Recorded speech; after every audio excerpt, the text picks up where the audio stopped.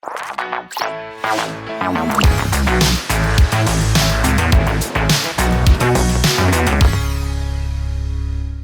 right, guys, welcome back to the Big Apple School After Show segment to the podcast. And thank you very much for listening this far. Thank you very much for being a part of the conversation. Like we said before, share your thoughts. We want to hear from you. Practice your English in the Telegram chat. And of course, make use of the vocabulary lists that are in the special chat. So absolutely, guys. Welcome back. Lying. Mm-hmm. So I heard, you used to work at a plastic surgery studio. A hospital, yeah. A hospital, yeah. And did you on the topic of lying? Yeah, all right. If you think about the plastic surgery after a certain age, you should lie. So I remember one patient, she was kind of old, like 78 years old, and she came for a specific purpose like for like face rejuvenation and the body mummy makeover, we call it. So like, what is it? It's kind of a procedure that's a mummy makeover. A mummy makeover, like mother, yeah, mummy makeover. Which what a name! Which we had like the tummy tuck, like the breast enlargement and the implants and everything. Like, gosh. That modify your body in a way. Isn't that so unhealthy to do? That's the point. So the lady was like 78 years old, and she asked all of them at once. All right, I have like 10 days in Turkey, so let's do it all at once. And our surgeon decided to not do the operation because of her age, because of the medical condition that she might suffer during the operation because of the anesthetics and everything, and low blood pressure and everything. But she didn't accept it. All right, I'm here and I want to do that operations. I want to see your manager. Guess who was the manager? I was the manager, and I just met with the lady and just tried to explain her, all right, just because of your age, it's not this, and this. And she was totally, she didn't want to listen what we said to her because it's her health, and we are the ones responsible over there. So instead of giving her the full body operation, full body procedures, we made a huge discount on the facial operations, which didn't have to be in operating theater, just for the injections and everything. Also Botox. The fillers and the collagens, whatever you think about it. So instead of doing all the things, we said, all right, your body, I have to say that, your body looks amazing. And you don't need any procedures right now. So I guess you have a couple of more years to wait, but she was 78. And I said, all right, let's go with your face right now. And that will be better for you because we don't want to risk you. And you look gorgeous and everything. And I guess that was the biggest lies that I ever said to someone. But I think that was a good lie, actually. Yeah, good lie. But after that, I felt myself like kind of, okay, man, you lied to a lady like your grandma, and you said that, okay, you look great.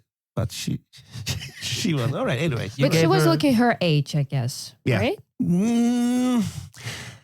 All right, she was a little bit capricious, like, all right, I want to look better than how I look right now. And I guess she had a younger boyfriend, and that was the point. And she wants to be younger, look younger. You gave her something to believe in. Yeah. And we destroyed that dream. So we said, okay, that's not good. Yeah. To have that much aesthetics. So let's change your face. So let's change your face. And we changed it. Yeah.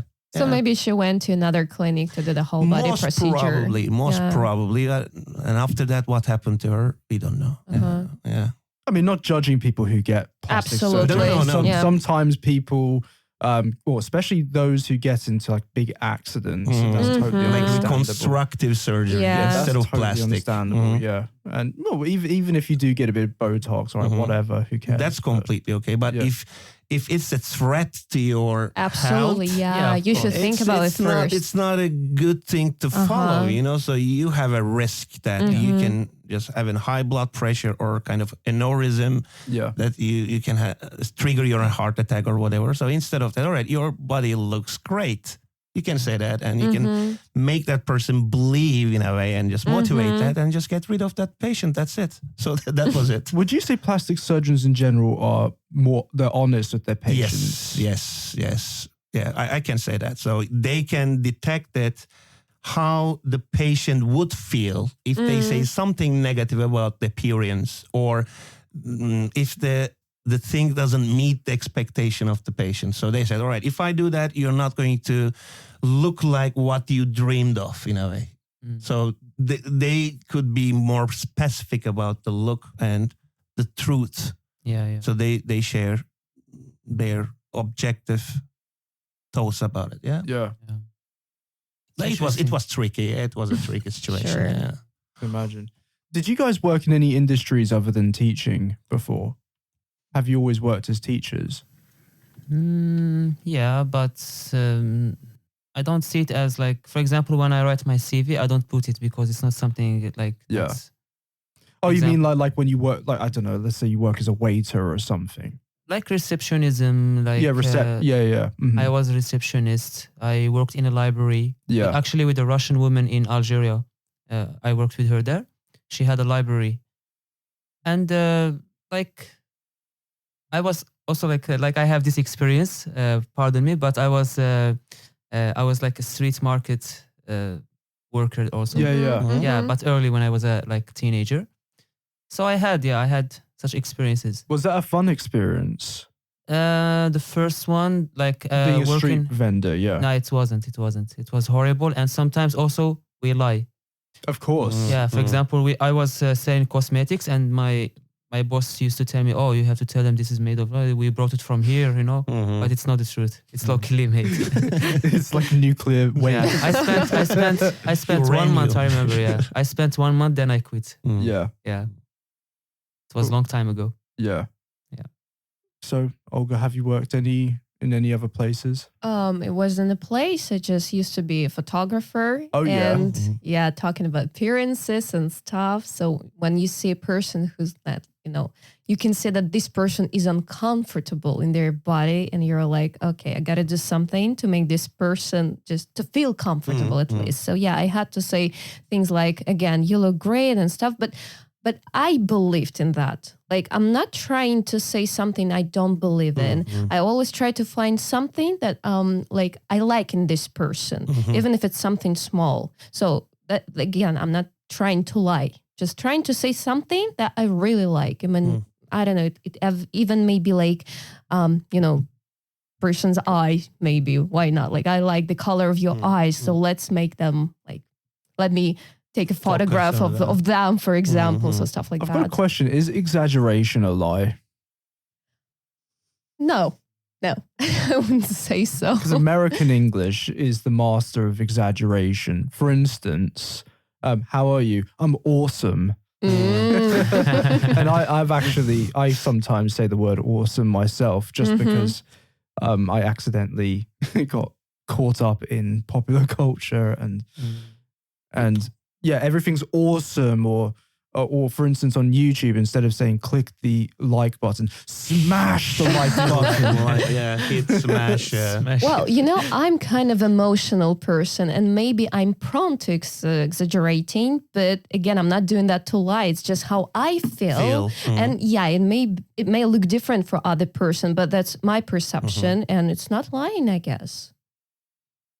What about, so in America, so what I find interesting about Russia is maybe not so much anymore, but people were not 100% sure why people said, how are you in Russia?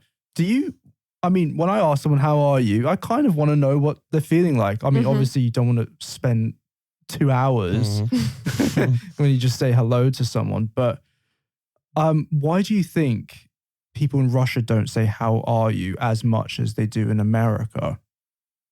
Well, to strangers? In America, as far as I understand, just some kind of greeting, maybe. It's not even about asking like exactly when you want to know how are you. Because, when I ask my friends like, how are you? That means that I'm ready to sit down and listen for about 5 or 10 minutes, because that usually happens. Because it's not like, oh, I'm okay or I'm not okay. It's not a greeting. It's like a... Yeah, you really want to have a conversation. So, and I guess if a person does not ask you, it means that maybe this person is in a hurry or stuff like that. Because it's never like, I'm okay. Or I just cannot imagine asking a person like, how are you? And this person tells me like, oh, I'm really bad. And I'm like, oh, okay, I gotta go. So have a great day. So that's why if I don't really have time, well, yeah, I may say just hello and just, run away. But but if I have time, I will definitely have that talk. Well, my theory is that because America used to, it's kind of like it is basically a capitalist economy. Of course that could be debated, but basically it's a capitalist economy, and people, waiters, waitresses, people in the customer service industry, they make their living on tips. So they have to be extra polite and kind of lie in a way. Whereas in the Soviet Union, people's salaries were almost basically guaranteed. So you didn't have to like do a big dance for everyone. That's my theory as to why in America people are so obsessed with saying, how are you? It might work. Yeah, why not? For us in my country, we say it a lot, like, how are you? And, like as a greeting? We have actually, greeting, it's like farther than this. For example, in our culture, you are walking, for example, on the street, and you see, like in our culture, the teachings of our culture, you have to say hi. Like if you see a group of people sitting together, you say hi, like out of respect, like sharing peace with each other. And we say also, how are you, a lot. But it doesn't come with any benefits, like for example, in America. We just say it like naturally. Just a rhetoric. Yeah. Actually, when I was in Turkey, they have parts which they do this. Like, for example, I was in Trabzon, they do it. But in Izmir, they don't do it. They see it as strange. For example, I cannot just walk here in Novosibirsk and say hi to everybody. They will see it like be a bit strange. odd. But in my country, it's not. It's like sharing respect. Well, in England, it's kind of the same. If you go to the countryside, everyone says hello, good afternoon, hello. If you're in a small place or if you're walking in the countryside. Same here. Whereas in London, if someone says hello to you, people think, oh, you're trying to take my phone. Not necessarily. It depends on the part of London. But if you're... However, the things are changing nowadays with the new generation. I noticed that in my city, they are not doing so much like the new generation. Only like adults, they are doing it. Yeah. Interesting. So, so do you think in Russia people are more blunt? Do you know what I mean by blunt? Like people are just purely honest, very direct. Do you think that that's a true stereotype? Because I at least thought that Russians are very blunt. Like if they see something, they will say it. It depends on the person. Like in every country, I guess. Well, some countries, like the Netherlands, that stereotype is true. People are very blunt, so direct with people. So they'll say, you don't look very good today. That's my Dutch accent. Whereas in America, people might say, oh, you look nice. I know about this one. Difference between, Well, so for example, if I don't really like the way my friend looks, I may tell like, you look fine, and she understands like, okay, I gotta. It's like, a lie.